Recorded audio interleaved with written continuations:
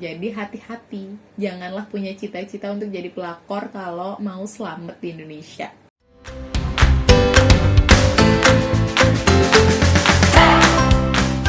Sebelum menonton videonya, klik tombol subscribe dulu. Jangan lupa klik tombol lonceng juga untuk terima notifikasi setiap ada video baru dari aku. Gimana? Udah? Sip? Oke, yuk, cus, happy watching! Hai, Assalamualaikum warahmatullahi wabarakatuh. Gimana kabarnya semuanya? Masih sehat-sehat aja kan? Aku doain kita semua sehat-sehat terus ya.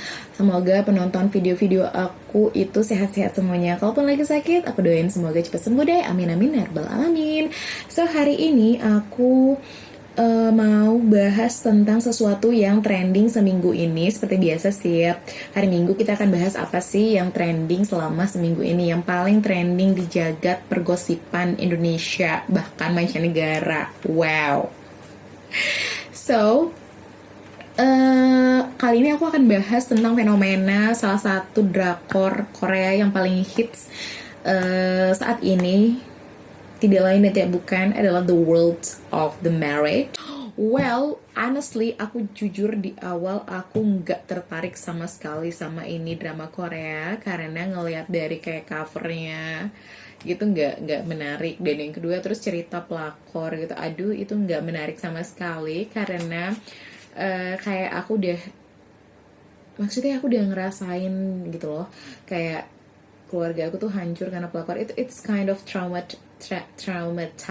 Nah, tapi yang bikin aku terus kemudian akhirnya nonton juga karena adalah kelakuan netizen Indonesia yang tiap hari itu bahas ini drakor. Nggak dijadiin status WhatsApp, status Facebook, IG story. Abis itu, aduh, pokoknya tiap hari tuh statusnya maki-maki. Kalau enggak, pokoknya statusnya banding-bandingin dia sama ini pelakor atau apalah. Pokoknya ada aja, seminggu ini penuh gitu. Jadi setiap aku ke Facebook pasti ketemu lagi sama status ini. Kalau nggak IG story pasti juga ada aja yang bahas. Jadi aku kayak penasaran gitu kan, why gitu kan. Kayak sampai emak-emak se-Indonesia ini dibikin gemes gitu sama ini drakor gitu. Akhirnya aku nonton juga gitu. Dan menurut aku ada beberapa hal sih yang bikin ini drakor sampai bisa ngehits kayak gitu ya. Yang pertama menurut aku ini sebenarnya karena wabah COVID ini juga. Jadi menurut aku karena kegabutan orang-orang gitu, karena gabut banget gitu, nggak tahu mau ngapain, kayak punya banyak waktu. Emak-emak ini abis karena anak-anak pada nggak sekolah gitu kan, terus ngapain, akhirnya ada drakor. Nah, mama kan nggak mungkin nonton yang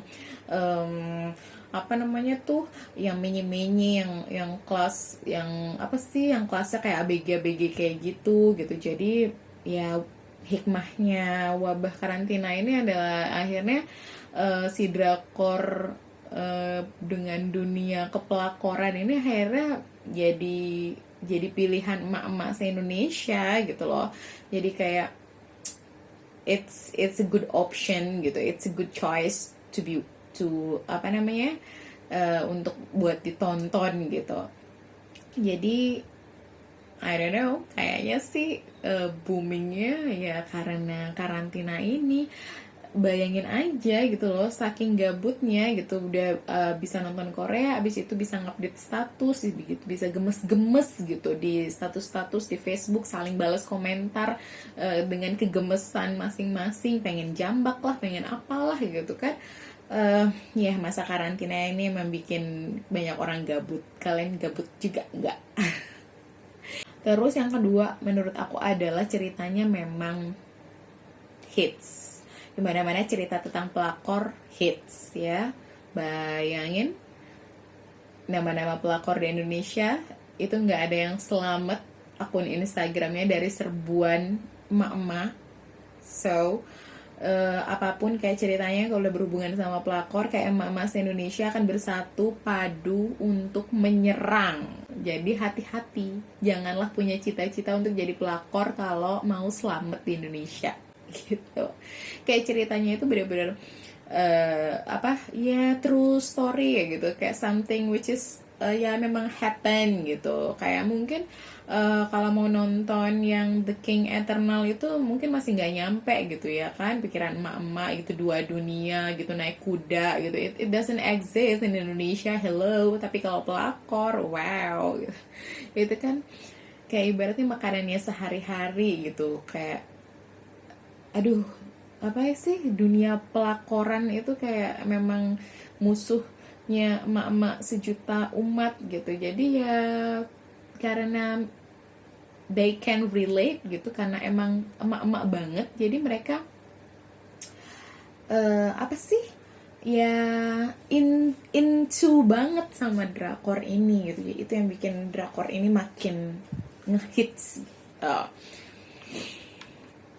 Nah, yang ketiga, memang waktu rilisnya ini secara rating emang tinggi banget. Jadi kayak orang-orang udah mulai, apa tuh gitu, kok apa namanya, kok keren ratingnya, tinggi ratingnya, bahkan ngalahin Itaewon Class gitu yang udah dapet rating tertinggi gitu. Aku sebelumnya nonton Itaewon Class dan itu bagus gitu. Terus kayak sampai orang bilang, maksudnya diceritain kan di Facebook, di Instagramnya, ini low ratingnya lebih tinggi bahkan dari Itaewon Class gitu. Really gitu, kayak cerita pelakor gitu dengan kayak cover yang menurut aku nggak menarik kayak gitu kan. Jadi orang makin apa, penasaran gitu, apa nih gitu, apa sih gitu. Jadi ya udah kayak penasaran gitu. Bikin orang penasaran itu susah loh, bener.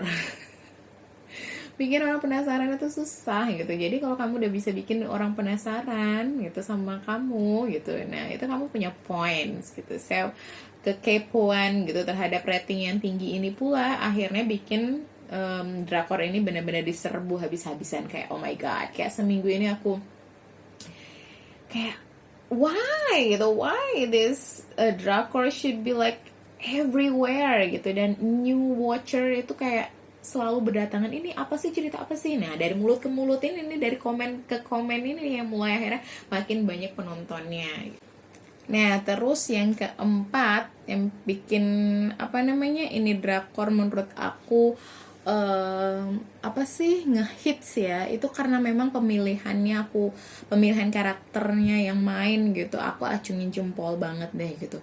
Kayak semua gitu, aduh pas lah ya gitu ya. Dokter G, terus sama suaminya yang emang oke lah, ganteng-ganteng, hot gitu, tapi mukanya memang nyebelin gitu. Terus pelakornya pula cantik, memang shy, tapi memang kayak mukanya kayak nyebelin banget gitu, kayak memang ya Allah gitu, kayak memang dia diciptakan kayak pengen dijambak gitu sama seluruh ibu-ibu gitu. Terus kayak Dokter J yang mukanya memang kayak tegar gitu, wanita tegar, bukan wanita menye-menye kayak gitu-gitu.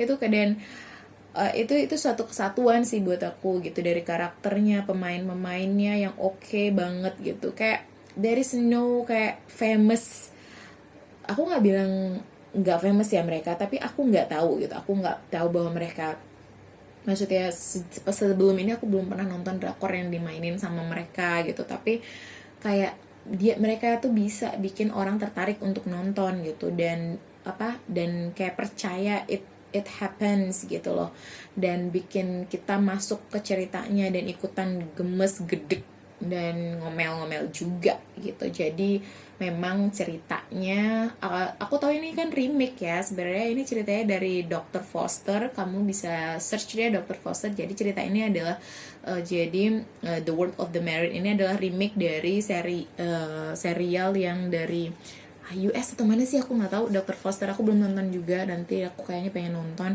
Jadi ini remake-nya gitu. Jadi apa namanya, udah ada sebelumnya tapi versi barat. Nah, ini versi Koreanya gitu. Dan pemainnya menurut aku sih sukses buat ngebawainnya. Nah, saking nih pemain-pemainnya gitu menghayati perannya banget gitu, dan kayak ceritanya memang terjadi beneran, dan kita kayak jadi terhanyut dan terbawa gitu, sampai akhirnya bikin netizen Indonesia makin hari makin barbar. Ya seminggu ini ya Allah tolong, kayak ini drakor udah dijadiin macem-macem. Ada yang buat lagu nih ya, bisa cek ya. Habis itu ada yang buat puisi, Masya Allah, ada yang buat puisi. Terus ada yang buat video reaction, ya kan? Nih kalian bisa lihat nih video reaction.